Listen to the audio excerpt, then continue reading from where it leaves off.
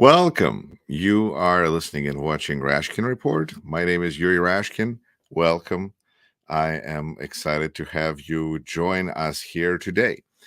What's going on is today is a solo stream. I just intend to share some thoughts with you. No guests, no Russian language, just English, because I had a presentation today and I guess, inspired me to do this live stream and to talk about some things that have to do with Ukraine and also the United States, and also even, like specifically in the United States about Rock County.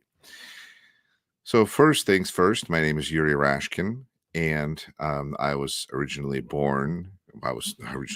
born in Moscow, Russia, and I came to the United States when I was 13, and I've been living in the state of Wisconsin for the last 20 years this year.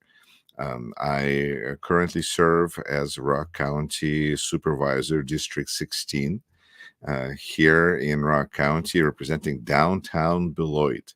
And I invite everyone to come down. We have fantastic restaurants, baseball stadium, team. This is, Sky Carp and other things that are awesome that you should come down and check out in downtown Beloit. And also, I just won a re-election. And wouldn't you know it, turned out that I'm apparently more popular than Vladimir Putin, because for whatever reason, in my position, I ran unopposed. And so I was reelected to my fourth term by the wise voters of the 16th district, to whom I am very grateful for this opportunity. And I look forward to serving 2 more years on the Rock County Board of Supervisors. In this capacity, I have, I seem to enjoy greater popularity than the dictator of Russia, which is hilarious, right? Because Putin got what percent? He just had there is no test, but do you remember what percent Putin supposedly received in the latest Russian presidential election? That's right, 87%. And I got 97.5%. So for all the people, I find myself in this really funny situation, being invited to all sorts of media platforms and channels in the Russian-speaking world to give to provide a little bit of an understanding of what's going on in America. And there's this one place in Azerbaijan, of all places, where I get to meet really amazing people from the dark side as my opponents, one of which was Alexander Dugin, for instance, who is known as one of most influential Russian philosophers these days. So it was kind of neat to sit on a virtual panel show with Mr. Dugin.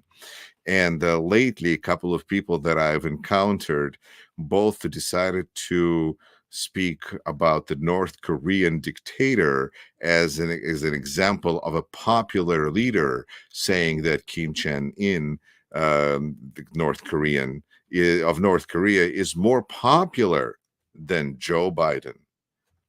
And really, it's hard to argue with that statement, because what do we know? I got curious, and I decided to look up how popular is the North Korean leader. And I Googled it, and there was a story in, I think, 2015 that said that something like 63% of recent refugees from North Korea say that North Korean dictator continues to enjoy wide support among population.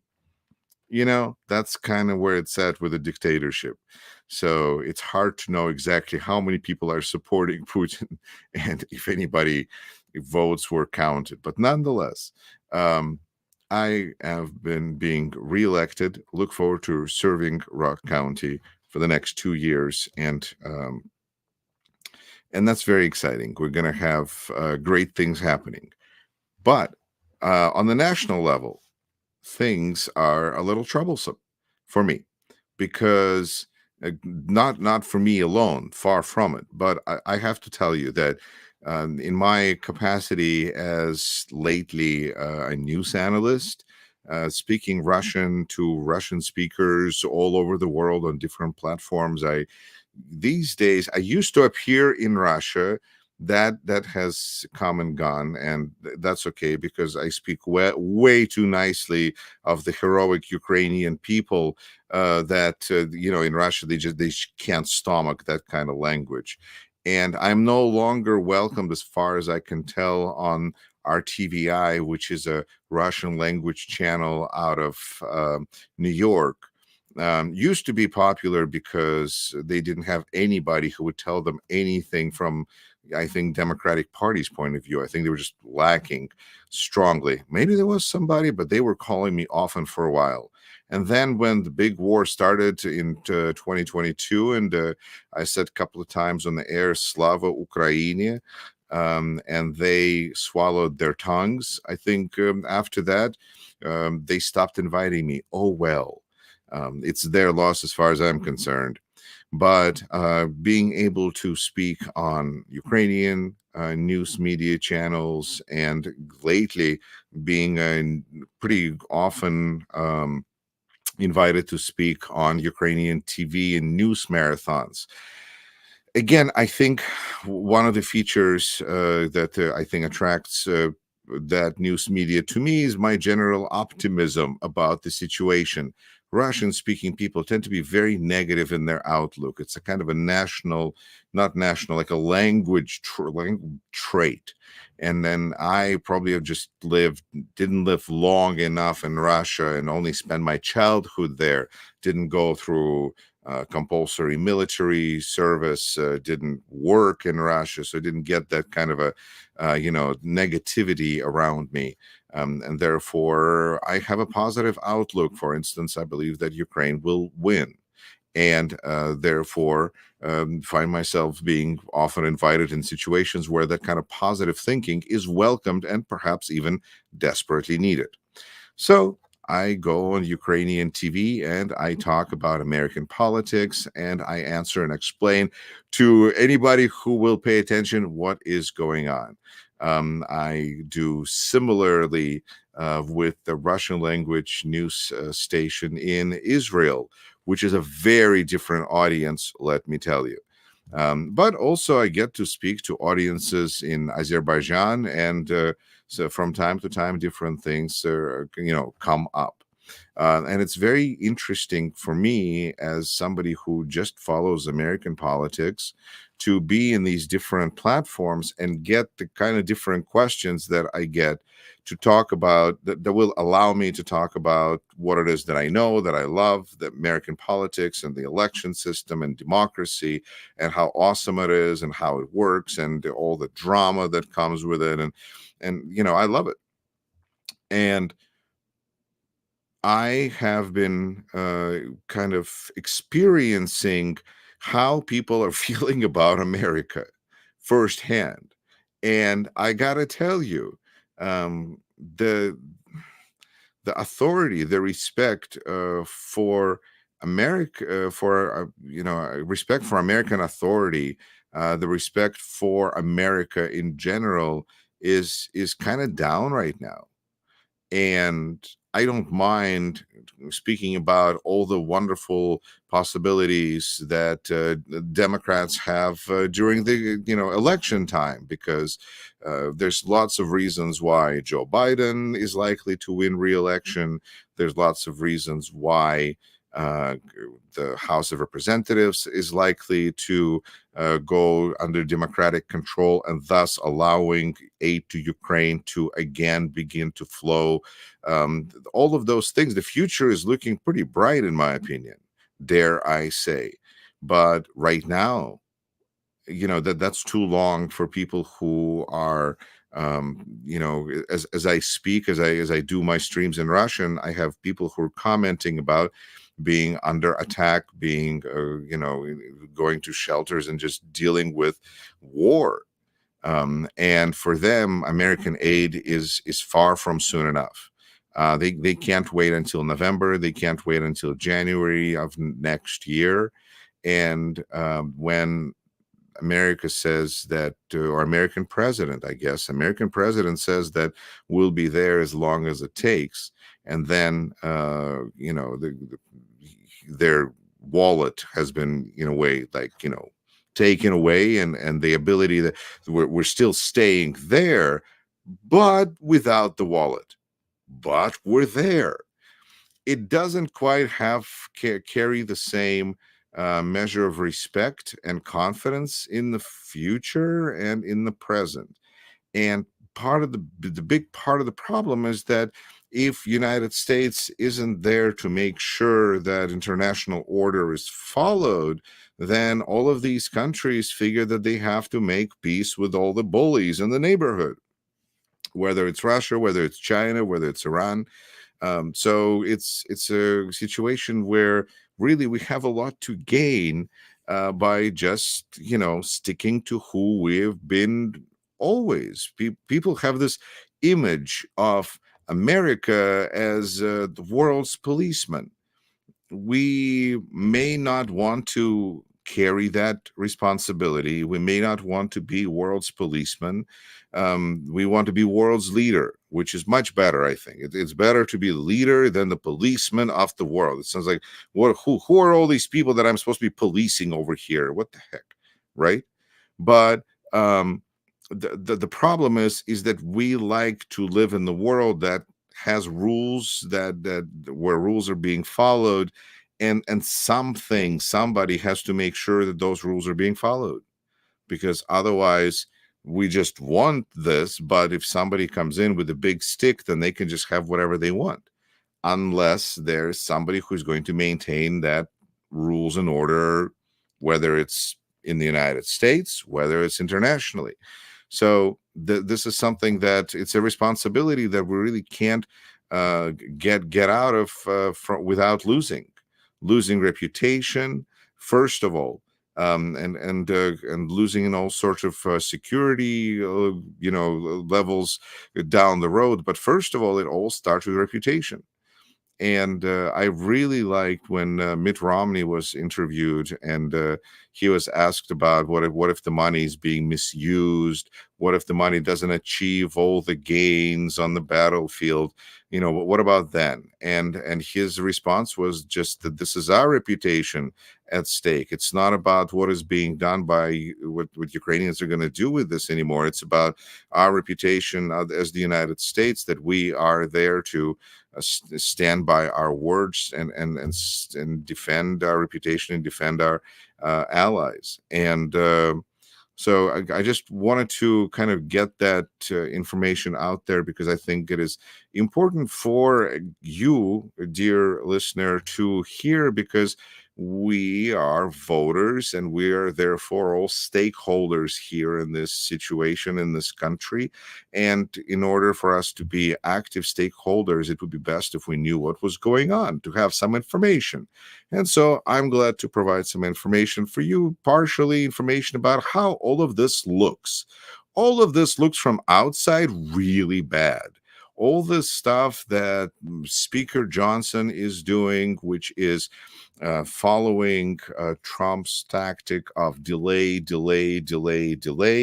is really hurting the image of United States on the international arena. And I can tell this from the point of view of how people that are waiting for our help, who are needing our help, who are relying on our help for their country perhaps to exist, they are doubting us. And I guess, if it doesn't matter to us that just there's no faith in the fact that America can deliver, that I guess that I feel that that's just a way that is it's wrong. It's wrong. And so I think that part of the problem is that Donald Trump is thankfully not president. That's good. But the fact that he is a candidate from major political party and therefore has a chance of becoming a president is very, very bad. Because that's another thing that I think is kind of interesting here. because you may have noticed, maybe not noticed, but Democratic Party, Democratic politicians have developed the strategy of promoting most obnoxious Republican somehow, and then try to run against them because that's beneficial. It makes it easier. If your opponent is crazy, then like, well, I may agree, I may disagree, but that other person is crazy. So it's been an effective strategy for Democrats in different states, and this is why I'm glad to see that North Carolina has a crazy person running for governor, and California has I think, a reasonably crazy person running for Senate against Adam Schiff, which is going to ensure that Congressman Schiff is going to be Senator Schiff. So it's a good outcome, but it's scary for others who are looking from the outside. And when it's happening on a Senate level within a state of even California, as big and influential as California is, I think it is not as terrifying for people on the outside as when we're dealing with presidency. And I think this is where our allies are very nervous. This is where there's stories about NATO trying to come up with a contingency plan. What if Trump is elected? That is also hurting America's reputation around the world, because just the mere fact that Donald Fredovich, as I call him because his father was Fred in Russian, middle name is your patronym, so he's Donald Fredovich Trump. As he's been, struggling to stay in the polls, maintain his position in the polls, he's still most likely going to be representing Republican Party in presidential elections. So this is going to be a wild ride for us, but we have some sense of control, don't we? Because we can go and vote, especially, I gotta say, I feel very fortunate because I live in Wisconsin. And we here in Wisconsin have just even the greater level of influence and therefore responsibility for protecting democracy by voting in November elections for Joe Biden and Kamala Harris. One more thing that I want to share with you that I think is fascinating to me, observing the difference between what is going on in the English language bubble world and the Russian language bubble or world, is that there's a very strong affinity in the Russian speaking world, both for Republican Party and for Donald Trump. And therefore, it is quite a challenge to explain, basically, I don't think as much as anything, to explain to a Russian speaking, listener, audience member. I mean, my channel, I feel that we are all smart, educated, understanding people here who see that Donald Trump, whatever you may think of him, is not interested in helping Ukraine. He just isn't. But in English, it's kind of clear. But in Russian, it's not. And I continuously get asked questions like, well, what do you think? Do you think Donald Trump might actually have some kind of a solution for Ukraine that might be good for Ukraine? I mean, Donald Trump said that he will solve this in 24 hours. Could that be a good thing for Ukraine? And I have to explain to them that no, that's not happening. Sorry. Mr. Trump just has no good intentions for Ukraine, and that is a fact. At this point, let me take a look at your comments, ladies and gentlemen, just to see. Look at this. Chicago here. Hello, Chicago. America's reputation near zero. And I feel, Tamara, I feel that this is a really an important point to make. This is not a permanent situation. This is not forever. This is not how America is from here on out forever. But it is a moment that is, we might as well acknowledge. America's reputation internationally right now is at a low point. America can fix it, and America will fix it, but it needs to. It needs to. Let's take a look. All right. See, this is what our listener and viewer is writing, I believe, from Netherlands. Либо мировой полицейский, либо изоляционизм и хаос. Either we are world policemen, or it's isolationism and chaos. And that may be the challenge that we have, because which one is what we care about, because all comes with costs and responsibilities and sacrifices. Odessa is greeting us. It is 4:40 in the morning there, and the alarm, the threat has just ended. Thank you, Odessa, and good morning and good night. And I hope that you're having safe now rest of your nighttime. Our listener and viewer in San Francisco area writes, "We must be honest. Criticizing President of the United States for miserable failure to provide reliable help for Ukraine." It is, you know what, Kambrik, it is an interesting conversation, because if we are discussing, there's two really conversations there. There's a conversation of Joe Biden versus standard versus what we want to see, what we feel we need to see, what there should be, must be, need, all of those things, right? More weapons, faster, greater help, who knows what else. There are some people who really will not be satisfied until NATO gets involved militarily and shows Putin really what he's been afraid of, because we see that one thing Putin is afraid of is NATO. So maybe that's, for some people, that is the direction.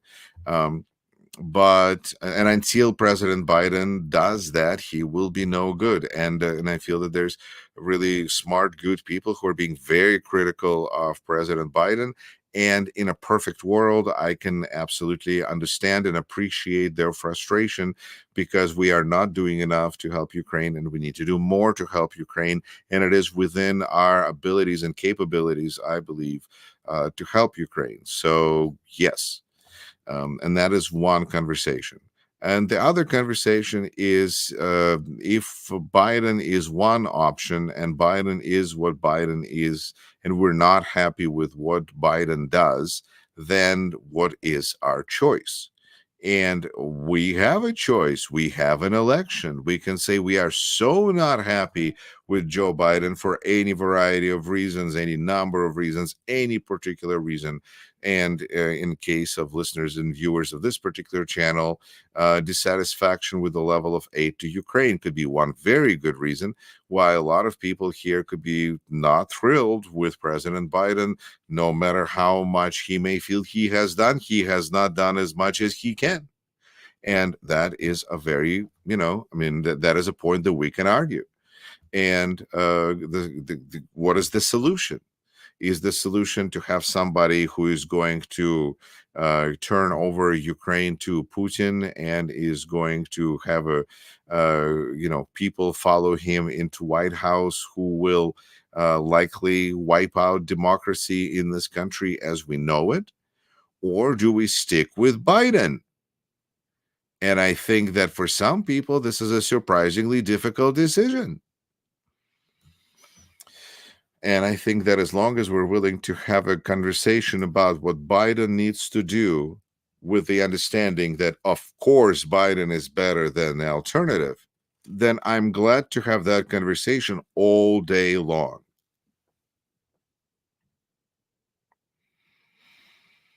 And I am disappointed as well, Honey Moon. And that is why I am doing this stream, because I just wanted to express my feelings on this subject and share with my English-speaking listeners and viewers the sad state of affairs when it comes to America's reputation in the world today. And it is all because we have a speaker of the House of Representatives who is refusing to put and to allow to vote HR 815, which was passed by the Senate And as Mitch McConnell, leader of Republicans in the Senate, the talking turtle, has said, what he suggests is the best thing to do would be for Speaker Johnson is to put that bill that was passed in the Senate, to put it to vote in the House of Representatives, because it is the fastest way to help Ukraine and Israel and Taiwan.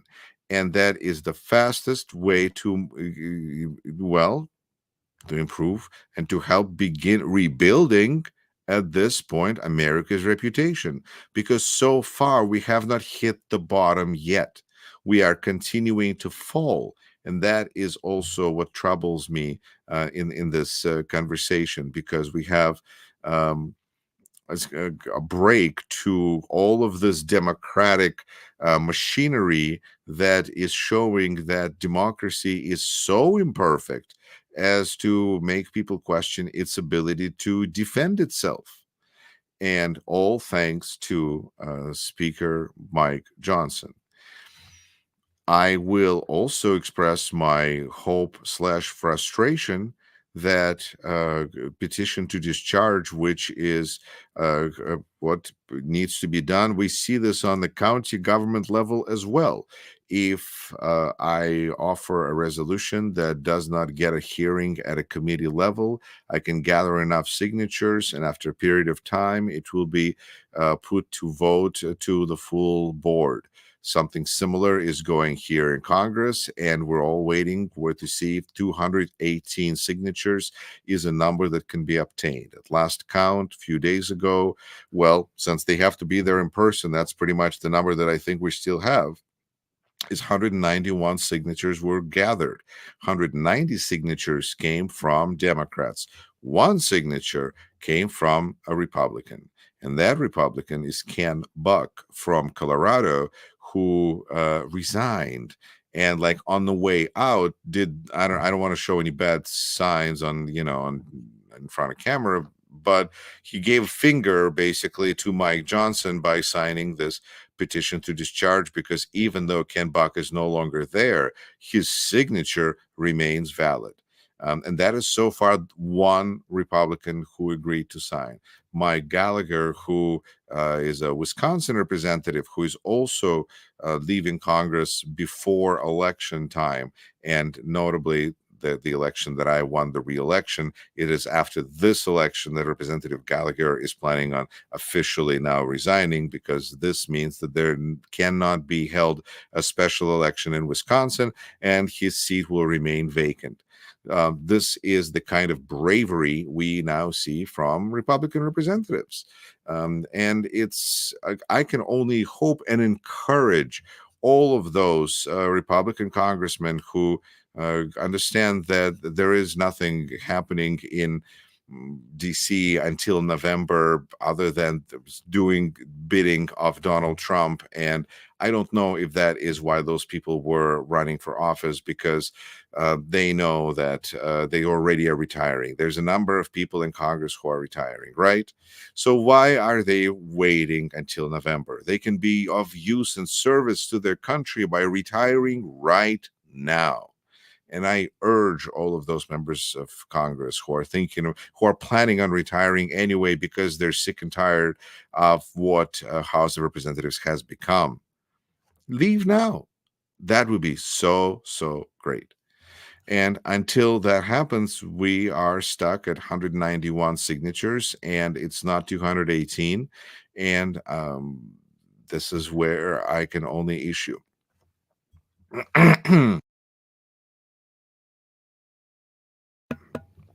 a request to all the listeners and viewers who live in districts represented by Republicans, or some of those Democrats that did not sign petition to discharge, to contact their representatives. Frankly, I would say contact your representatives no matter what.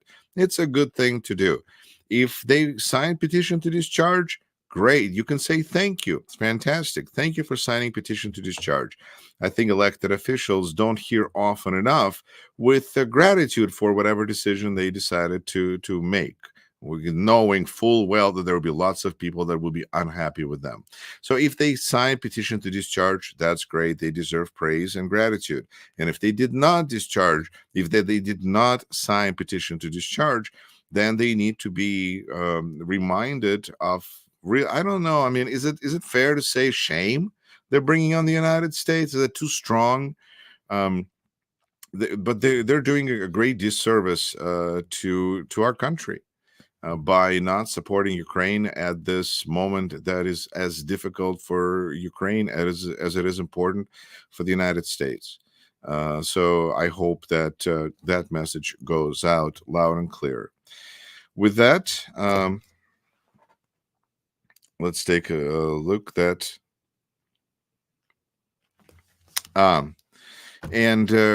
so this is where we're at, I guess, ladies and gentlemen. I think there's always going to be questions about whether President Biden is doing everything he possibly can, and some of those grow into conspiracy theories about things that Biden possibly can do, but is not doing, but could be doing. And I think that that is a rabbit hole down which we can go, because of course it's possible to explain to people that we cannot hand over weapons without paying for them, and until Congress votes, this is the, it's going to be minuscule. It's not going to be sufficient amount of money until Congress votes for the amount of money that was requested by President, and that is going to allow the orders to be placed for more weapons to be given to Ukraine. But it really is needed to have that decision of Congress. I think President Biden has shown his interest in having Ukraine succeed far too much to have really anybody in English. Honestly, I don't know to what extent people can doubt his commitment. Of course, okay, never mind. Congressman McCall can doubt President's commitment to Ukraine. That's, bless his heart. I wish you, Congressman McCall, much luck, but I will also acknowledge your quote yesterday, when you said that a good chunk of your party is infected by Russian propaganda. That is, I think that's a very good, sober understanding of reality that we're dealing with. A lot of Republican base is infected with Russian originated propaganda. For me, I feel like somebody who was born in Russia, it's worrisome. It's very worrisome because I feel like we have a threat, and we are we sleepwalking, or are we just playing, to our biases? It is always so much easier to believe the news that matches what we were hoping to hear anyway. And that is why I had such a great time messing with my wonderful Russian language audience in my most popular recent video on April 1st, which I titled that Biden is retiring.